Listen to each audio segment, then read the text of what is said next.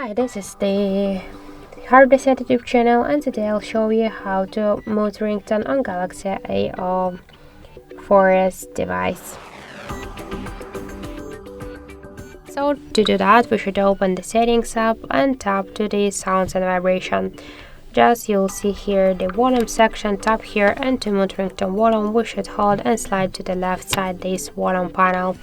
If you wanna make it by another way, just with the help of the volume buttons, first you should turn off the switcher to use volume keys for media. Now we'll use them to change the ringtone volume, and now let's just press down volume button and we can see that we just successfully mute ringtone volume on our Galaxy device.